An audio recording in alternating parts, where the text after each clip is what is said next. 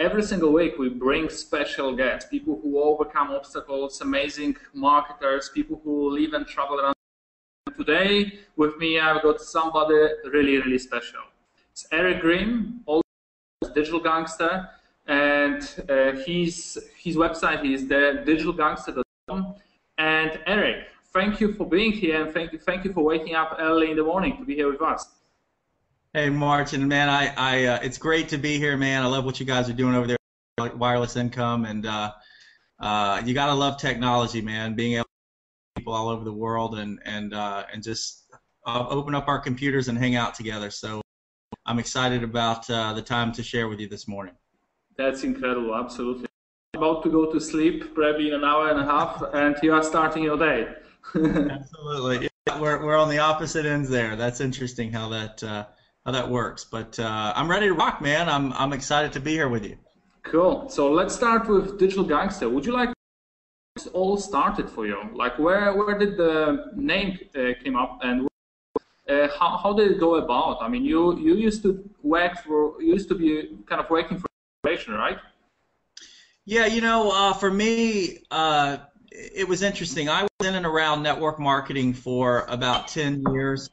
And during that time, I had worked, you know, with corporate America. I sold various different types of office equipment and that sort of thing. I got into sales basically almost right outside of high school. You know, I went to junior college for a year or two and just mentally and really wasn't taking it serious. So I got into the workforce, and I got into sales because I've always been sort of entrepreneurial and didn't really like it. So the closest thing I could get to that without sort of starting my own business was to be in sales, and usually I did commission-based sales because it allowed me more freedom because they only paid me on what I sold. So I felt like even though I was working for someone else, I still felt like I was working for myself. But I struggled marching for over 10 years in network marketing.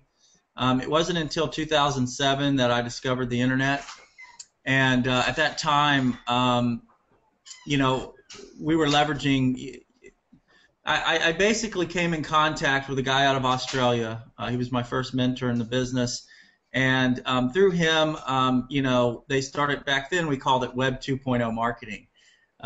So you know, that's where I started to really learn about attraction marketing. I started to learn the internet, and for about gosh, the first 2 years from 2007 to 2009, you know, it was just, you know, working full time and then spending hours in the evening and early hours in the morning, just trying to learn the art of marketing and really how to leverage the law of attraction, how to leverage social media. At that time, Facebook wasn't even around. We were using MySpace as a tool, and then around 2009, I had a couple of deals that sort of fell apart.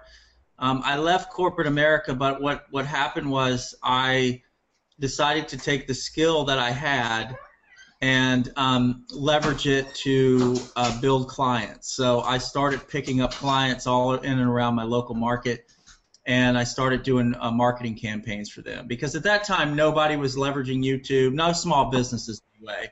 Entrepreneurs were starting to use that stuff, but small businesses had no clue. So I built up a fairly good group of clientele, and that's really sort of what paid my bills and kept me moving forward, allowed me to sort of say goodbye to corporate America. But I was still, you know, even though I was running my own ship, I still felt like I was basically the clients owned me, if that makes sense. So sure. I always had to perform. Yeah. So it wasn't until about almost 18 months ago that you know, see, a lot of people don't realize, you know, it's success is a series of small steps and blocks that come together and relationships built over the years, and so about 18 months ago I started to create some momentum in a deal, and then that took off, and then it spawned into a couple of other deals, and you know, and it, you know, just like that, you know, I was able to pretty much fire all of my personal clients except for one who's a friend of mine that I still do some stuff for, and I'm 100% full-time from home. managing multiple businesses now, both in the direct sales and network marketing industries. But it certainly was not an overnight deal. Sure. I appreciate the honesty, because lots of people love to cover it up like that they were born basically, having everything given to them and it was so easy. But the truth is the overnight deal often has this 10 years of preparing for it that eventually break through. And I just want to talk about the turning point that was so meaningful for you and it helped you to turn it around. Was it for you psychologically? I mean, was there something that triggered that, or was there a different deal that kind of came along? What was it a combination of factors? For me, it was definitely personal development. I grew up in a very low income, very I don't want to say I grew up in poverty, but we were definitely just above the poverty line. When I was a kid, I saw cars taken, houses taken. I remember being, I think I was like 9 years old, and I remember we were in a very small country town, and we were renting a sort of a smaller, it was a little manufactured home, it was very small, and it was snowing, and this guy comes banging on our door, and my dad answers, and it happens to be the landlord. And so we're in the living room, and we can hear this conversation of this guy saying, look, you're behind 2 months on your rent. You either get me my money or you and your family, you need to get out. And so I grew up around, money was always a very stressful, there was a lot of pain around money. So as I went through my life and I got into sales, I did I've always done my own thing, and I've always done okay. I've always paid my bills and that sort of thing, but I was never really nobody ever really tapped me into personal development, and nobody ever tapped me into understanding my subconscious mind or unconscious mind or a lot of the things so I sort of developed this hardcore shell where it was like, I've already been through a lot of stuff, so you can throw whatever you want at me, because I'm just going to go right through it. I'm going to barrel through it. Nothing's going to stop me. It was sort of that, me against the world mentality. But what I didn't realize was when someone finally dialed me in and said, look, you're setting your own roadblocks. You're creating your own, you're self-sabotaging yourself. You're getting yourself to a point of certain success, but you're not going beyond that. And it's not because you're not working harder. It's not because you don't want it. It's because there's things going on in your unconscious mind that you're completely unaware of. And that was new to me. No one had ever told me that. And that's where my real work begins. And I think anybody's real work is me going in and really basically re-engineering my entire unconscious mind and now creating a blueprint of success in my mind and knowing that those things existed. So now I could tear those barriers down and I could put up new barriers and which had no limits, which pulled success to me. And that was really the turning point for me. Once I really shifted, because I was always going to work hard, I was always driven, I always wanted something more. But now that I understood that I could fix myself, between these two ears, I got really serious about that. And even today, it's probably the most important thing I do every single day is my personal development time, the time with myself, the time sort of putting myself in a zone of, that we call it the success vortex, right? And I think most people, you either have to hit the bottom to get there, or you just have to be connected with, you just have the blessing of being connected with someone who is tapped in and understands the power of personal development and that can lead you down the right path. Because I think without that being a crucial component, I don't think anybody can reach the levels that they truly want to reach without that. It's so important. I love what you shared, because so many people share, they have the work that needs to be done, and they underestimate the power of subconscious mind, that basically this conditioning that we take away from how we grew up, that influences our thinking, and you really nicely demonstrated that. And thanks for, again, bringing this really touching story that really explains, and lots of people who will be watching this interview, they'll be able to relate to that. But I would like to go a little bit deeper, and I would like to ask you the questions. What were the breakthroughs and what were the mental blocks that you needed to remove? Like when you look at Eric Green 10 years ago and Digital Gangster right now. You know, well, the true light bulb went off is when I was sharing this story with my partner now, Darren Little, and I said to Darren, I said, you know, I'm in a position where, you know, I am ready to take on all obstacles. I'm ready to take on anything that's thrown at me. I will bust through that wall. It doesn't matter what it takes. And so I'm sharing this sort of this story, right? And Darren says to me, he says, well, he says, you know, it's interesting. He says, you're creating your own reality and you're manifesting exactly what you want. And nobody had ever really said that to me before. I never really that door had never been opened.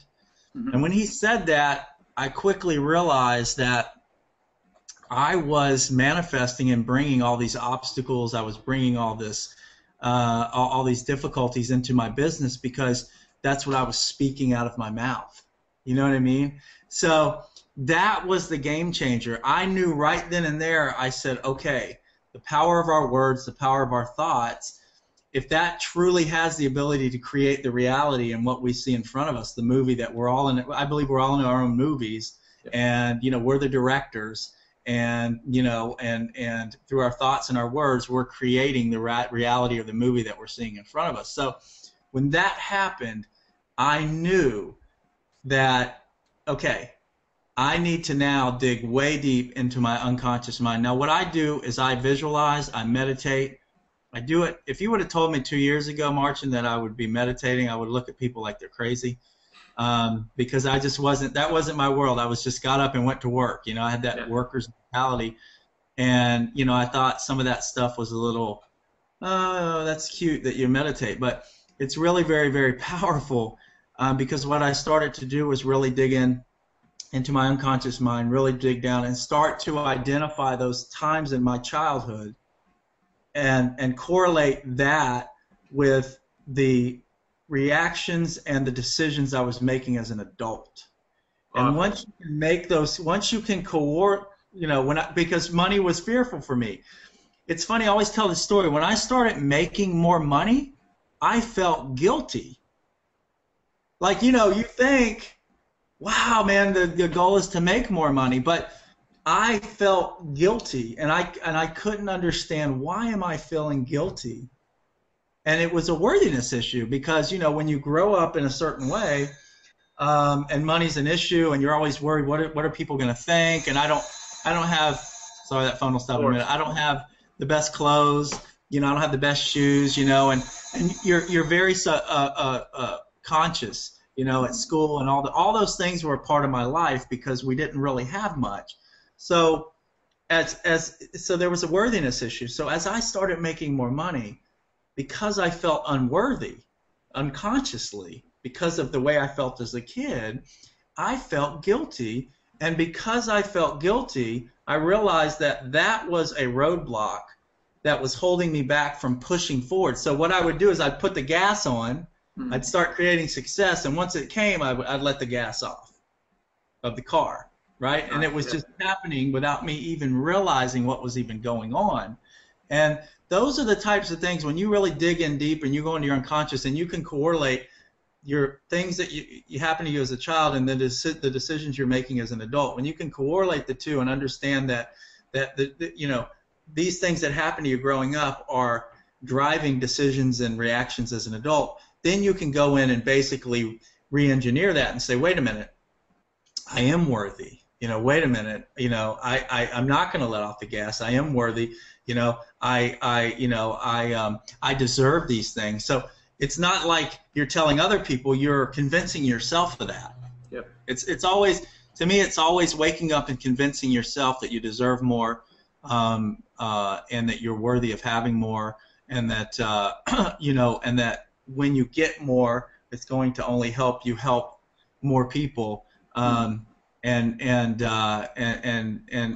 basically share that abundance with other people, rather than feeling like I need to stay because I don't want to I don't want to move away from the pack and make them feel bad.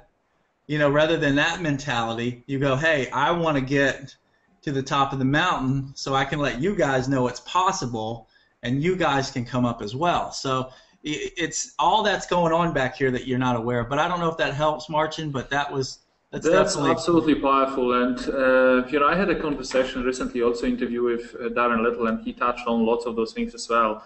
But most people would probably wouldn't be aware of that. Some people would deny that. But the worthiness issue, it's like 95% of people have problem with that.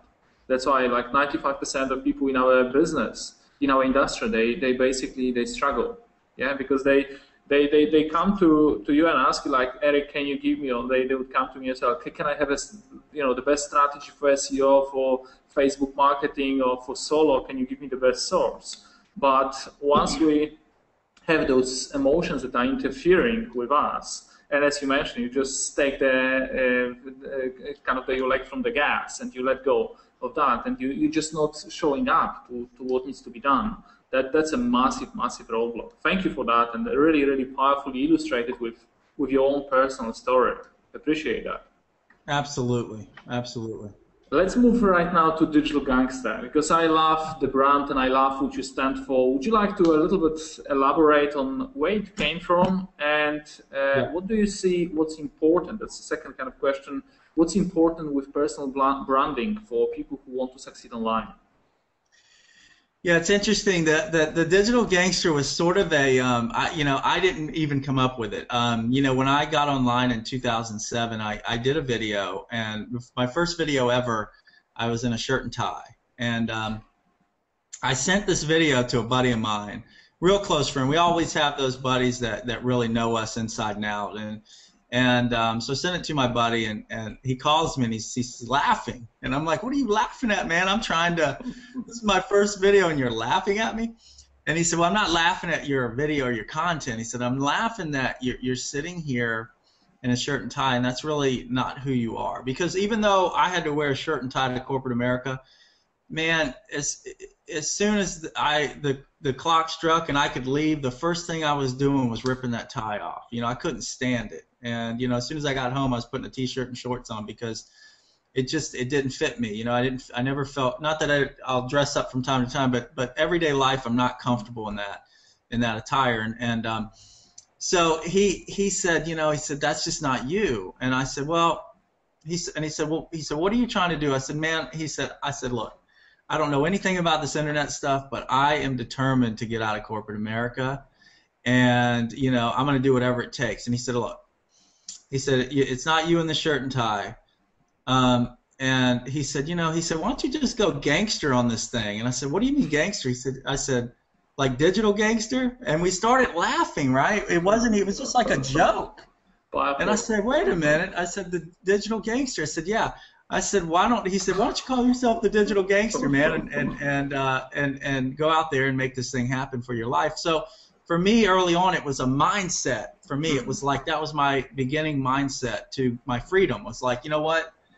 I'm going gangster. I don't care what anyone says. I'm in the digital world, and I'm gonna come out here and just be a gangster. I'm gonna brand this, and I was determined to brand that.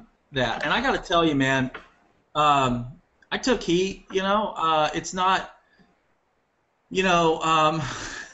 my family thought I had lost my mind. You can imagine I'm working for corporate America. I've had enough.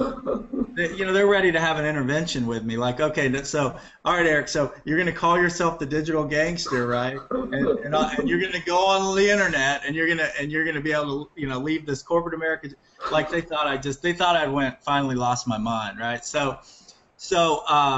But I was determined to brand it, and some people took me serious, some didn't. That's the thing when you sort of, just put yourself out there and do some things that aren't traditional. But that's why I sort of had to have that gangster mentality, because there was a lot of pushback, not only from myself in my unconscious mind, right? Because at that time I wasn't aware of what was going on back there, but I was having pushback from friends and family, and there was a lot of pressure against me. So I knew that I had to be I had to have that gangster mindset, like, I'm gonna get in here and take over. I don't care what anyone has to say. And so I think it was, without even knowing, it was sort of a universal thing that sort of just came to me and developed, which helped me in those early years, because the first 2 years I was online was brutal. It was a very, I see people that get online and I see them after a couple of weeks or a couple of months or 6 months, and they start saying, man, this isn't working, and I'm frustrated, and all these things. And I think to myself, I'm like, man, you don't even know what struggle is, right? Like especially if they're coming into this group and they're getting access to Darren's training from Mindset and all this great training you guys are providing. I had a good mentor, but I was trying to figure out a lot of stuff on my own. And I didn't sleep. My kids were very young at that age. I mean, I'd come home, the family would go to sleep, and I would go to work. And I would spend hours. I remember, because I did a lot of YouTube back then, and I just remember going and commenting on people's videos. I'd spend hours just watching people's videos, commenting, because even though they taught let people come to you back then, I still had the sales mentality where I would go to people and I would create conversations, and I would be up till 2 or 3 in the morning just commenting on people's stuff and connecting with people. And that's really, honestly, that's what in that first 2 years is what built my brand. Is I just went out and I just started. You're a gangster. I started communicating, man. I was talking to everybody I could in the industry. It didn't matter, because at that time you could go on, there's tons on YouTube now, but that time you could go find every single person in any different business. They were doing videos or on MySpace, and I just wanted to talk to other people that thought like me and wanted the same things I wanted. I wasn't necessarily trying to get them in my business. I just wanted to connect with these people, and by doing that, that's what started to build my brand early on. And I want to also tap into a little bit the power of identity, because you kind of mentioned that, like calling yourself digital gangster, you had forces against you from the closest people around you as well. But if you were to put in words, what does it mean, digital gangster? What would be the values? What would be the drives behind that? How would you identify that? I think it's a mindset it's almost like, because I've shifted mentally quite a bit since those early days, but I believe it's a mindset for any new marketer, and it's a mindset that, because when you're coming into this world, and you got to understand, it's kind of, I always equate it to, like, there's a great analogy where you look at all these cows in a cow pasture, right? And that's really the workforce, and that's, part of being out in the matrix, and just part of just being a part of what the world, is how it's operating. And the powers that be, trust me, the powers that be want you in that job. They want you to be the laborer. They want you to be, they want you to build their dreams. This is the way it works, right? So, you got all these cows in the cow pasture, and it's comfortable, right? They've got the green grass, they can eat, they're being fed every once in a while. But the whole time, what they don't realize, that eventually the end result is they're being led to the slaughter, right? They're being led to the slaughter. So it's like they're in a sleeping trance, and things are comfortable, and there's no stress, there's no risk. But eventually, you're going down, buddy. That's it. That's the end. And then once you realize that, it's too late. But every once in a while, there are cows that decide they're going to venture off into the jungle, because they realize something's not right. The problem is, you get into the jungle, all the other cows are telling you, don't go in the jungle. That's where all there's no health care in the jungle. There's animals that can kill you in the jungle. You don't want to go out there. So you got all these people screaming. So you get cows that go in the jungle, and then they start getting, right? They get an animal comes up, and they're like, holy crap, man, I'm going to get killed out here. And they start hearing those voices of the other cows, and then they come back, and they leave the jungle, and they come right back to the cow pasture, and everyone welcomes it in and says, you know what, see, I told you that didn't work. I told you you're gonna. I told you don't go out there. Don't go out there. It's dangerous. It's it's not. But you have those cows that say, you know what? They just make a decision that they're going to keep dredging through the jungle until they get to the other side. And the other side spells freedom. It spells a completely new reality. It spells being in control of your own calendar, being able to do the things that you love, your passion, and being in control of your own life. But there's a lot of, along the way going through that jungle, right, there's a lot of things you have to defeat. And it's typically, most of the time, it's typically right between your ears, because it's right here that makes your thoughts are what make you produce, and your thoughts are what makes you quit. Everything happens right here, and that's where people need to focus every single day when it comes to their business. Not what other people are saying, not you follow me. So when I say the digital, I mean, for me, it's just it was something I needed early on. It was a mindset that I needed. I think every new entrepreneur, anyone getting involved in internet marketing, network marketing, you really have to have that kind of mindset coming in, because you're going to face, you have to be ready to welcome and face adversity, because it's only gonna push you to have the breakthroughs you need to get to the next. Discover who you are at the same time. That's the key. Yeah, man. I mean, I just turned 40 years old, and I don't think I really knew who I was until I was about 38. Nice. So, awesome. You know what I mean? So, but this stuff is real. It's exciting. Go ahead.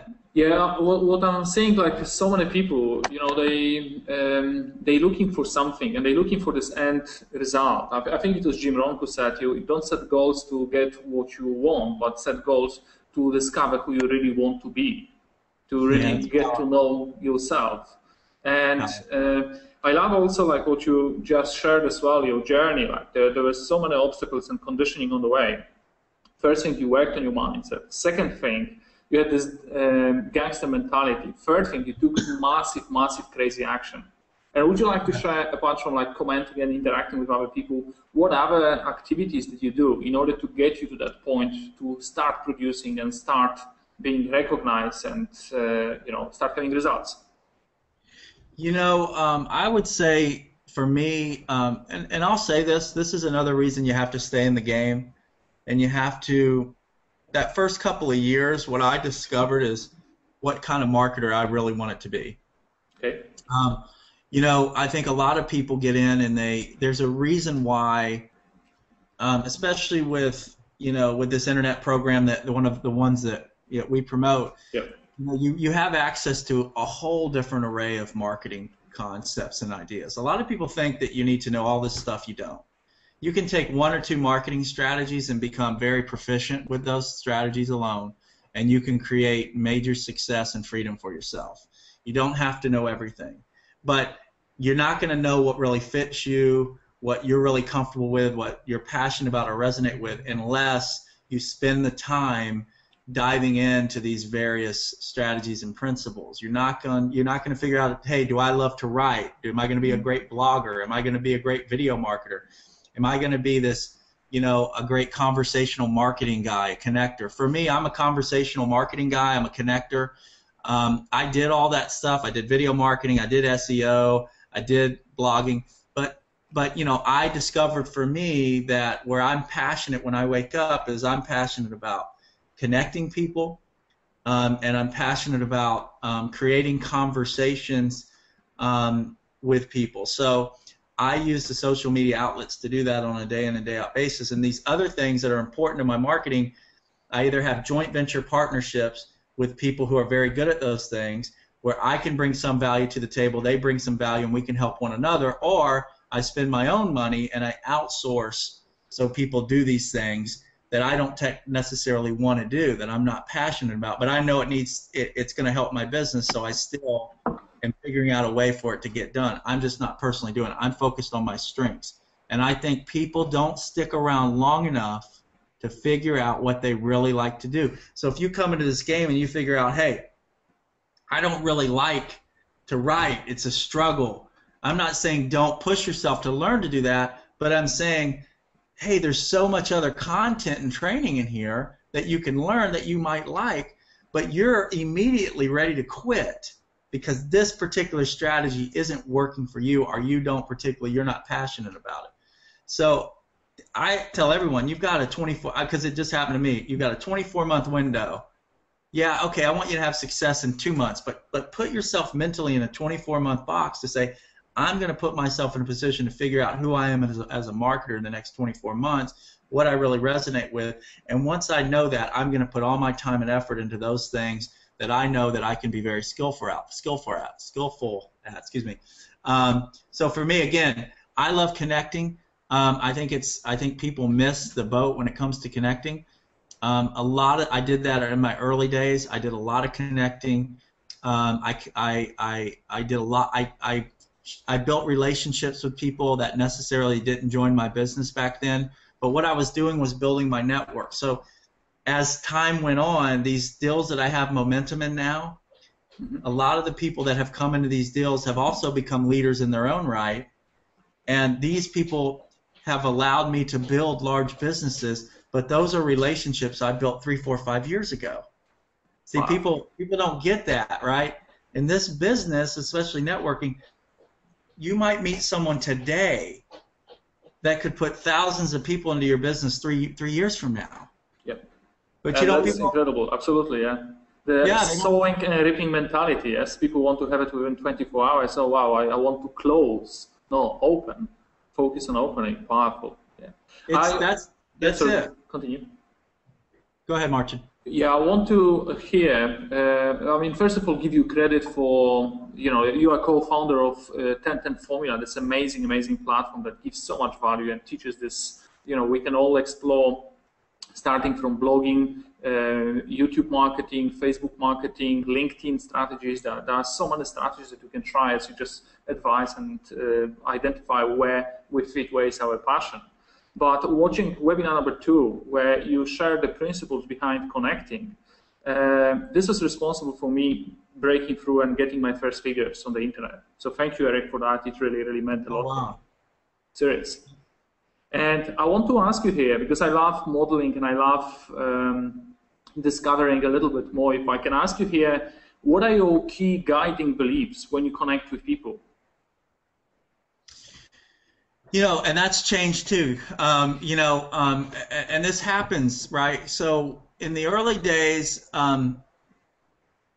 because I had a sales mentality, there's a phrase, always be closing. I don't know if you've ever heard that phrase, yeah, right? Absolutely. Right? Yeah, ABC. ABC, right? So I really had that mentality, right? I had that gangster mentality, and even though I was connecting and I wasn't pitching and I was building a relationship, but sooner or later, I'm coming in for the kill, right? So, and there's some value to that, right? But I have really shifted in my approach, and I've really, I think, grown as a connector, because I'm really at the end of the day a connector, right? Because when you connect people and you help them, and you even if it's not you personally that can help them, but if you connect them with another person or this kind of thing that solves an issue with them, there's a relationship built there because you've given them some value. And that relationship may come back with them being in your business, may come back with them introducing you with someone. It may not come back, but at the end of the day, there's an opportunity for it to come back to you, right? But now when I'm going into a conversation, I have no preconceived notion of bringing you my business. My only goal is to give you value in some way. So that's 100% it. So it's always be giving, I guess, always be GV, giving value, right? Yeah. So I just want to know, typically where you're at, how can I help you, and I want to ask, you want to really, see, a lot of people think networking is like you go to a meeting and you get a bunch of business cards and you hand out a bunch of business cards and you leave that meeting and you really know nothing about any of the people that you met. Nothing really under the surface level. So you think that's what people think networking is, right? And networking is just the beginning. It's such a surface level thing.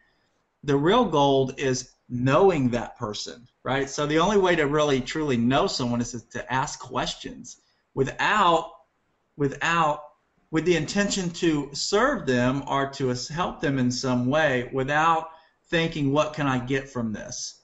So that's been the big shift in me, and that's truly getting to know someone. So when you're asking someone like a great question, and I'm working with a really fantastic guy right now, but a great question is, what project are you working on right now? That's the most. What's the most important project you're working on right now that myself or my network can assist you with? Love that. Right. That is a phenomenal question to ask, because now you tap in right away to what are they most passionate about, right? And now once you know that, you can say, okay, is there someone I can introduce you to? Like, I just talked to a lady who she is in the middle of trying to produce this video for her charity, and she's lost, and she doesn't know how to do editing or any of this sort of stuff. She's never heard of Fiverr or any of these things, right? And I said, look, there's some inexpensive ways, and there's some things that you can do if you want to make, the video a little bit, she just wants to spice it up a little bit and edit it and that sort of thing. And I said, so you can go this route, but I also have people that I know who are fantastic. They're very inexpensive, and they will take your raw video and they will edit it and do whatever you want with it, and now you've got a nice video. So because of that connection, she connected me. She wanted to know what I did, so she wasn't interested in this, the business, but she connected me with someone in her network and said, nice. Eric, you need to talk to my friend, right, who's been looking to learn how to market on the internet, right? So she opened up that gateway and that door by me simply just connecting with her without wanting anything, and then just finding out what was important to her, what was she trying to accomplish right now, and how could I assist her in doing that, and that's the part of the conversational stuff that a lot of people miss. They get on and you see them on Facebook and social, and their end is, I want to create a sale. The end should be, I want to create a friend, and beyond that, I want to create value in this person's life somehow. I don't know how, but I'm going to do whatever I can to create some sort of value. The only way you're going to know to do that is to ask questions. The other thing is to ask people, tell me about one of the most successful, especially if they've been in the industry. I'll ask people, what is one of the most successful, or you would consider one of the most successful things that you've been able to do in this industry, or what is, and even ask them what has been, the biggest challenge, or it's really about digging into and diving in, and with the mindset, you're only asking these questions to figure out whether or not you or your network can assist them or provide value to them, to help them in any way. And if you think that way, then I always tell people this: recruiting, you're never recruiting, right? So you never have to worry about someone saying no. You never have, I don't even feel like I recruit. I just basically connect, give value, and people show up into my business. Nice. Does that make sense? I love this delayed gratification, yes, because most people who just come online, they're looking for quick answers, and they're looking for quick money for yesterday, basically. And your approach is to delay the gratification, focus on saving and reaching out to as many people as possible through saving and solving their problems. Later it comes by. It comes from this powerful belief that helping and saving is something that will, we are in the business of relationship, and we are in business of friendship that we create. Like many of my business partners are very, very close friends, and I love what you just said, because later for life we're going to have powerful relationship here. Yeah, and I think you've done a lot of stuff offline, right? So I have, yeah. In your marketing. So I think once you looked at social media and looked at sort of the conversational piece, it was natural for you because you were already doing it offline. So I right? still, yeah, but there's initially this kind of tendency that internet will solve the problems and will multiply the results, and lots of people come Right. with this mentality, and I have to say I was guilty of that. And the training that you provided, intent and formula, plus the powerful question that you listed there, they're really, really powerful to building a relationship, and they give a lot. Yeah, I mean, it's unfortunate that, and you're starting to see people, even in our network, if you looked at, Dave, let's say Dave Wood's last videos, or even some of the hangouts that are going on, like they're saying more, hey, you've got to connect with people, right? And I think when people get on the internet, they are maybe under the illusion, or maybe they're really buying into that sales copy that's telling them that it's this automated universe that you can plug into and money just starts spitting out. And the fact of the matter is, there is a model like that online. It's called affiliate marketing, but that's a totally different animal to direct sales or network marketing. Those are they're all totally different models. Affiliate marketing, though, however, what people don't understand is one, you either have to spend years either educating yourself, getting content out there, building large lists, so you can just basically send out an info product and have hundreds of people buy it. It's not, or you have to come into that model and spend thousands and thousands of dollars on advertising.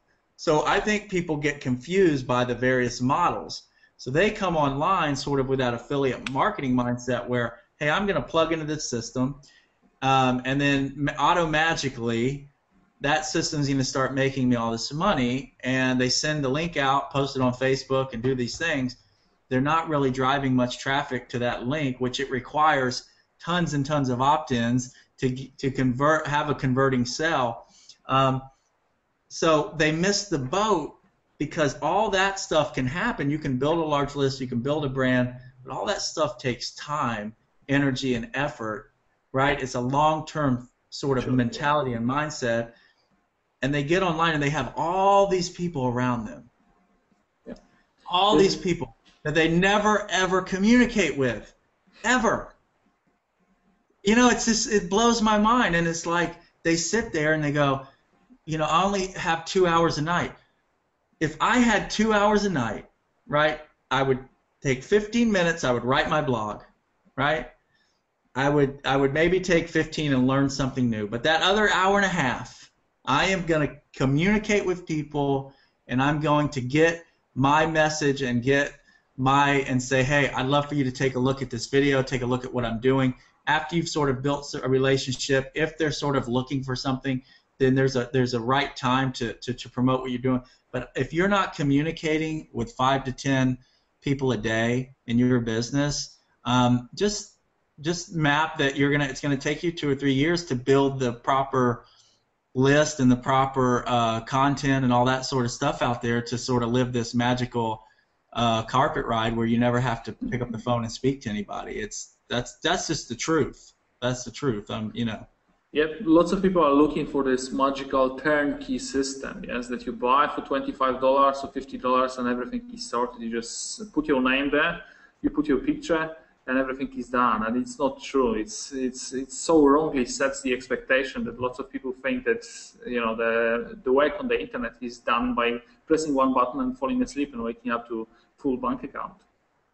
But I love the distinctions that you made here. I mean, we covered amazing stuff, Eric, and thank you for that. You started from this necessity for the mental switch, the need for massive action, finding your passion in the direction, the strategy that you select with marketing, and right now, incredible distinctions about connecting. Eric, thank you very much for that. And anyone who want to connect with Eric Green, go to thedigitalgangster.com.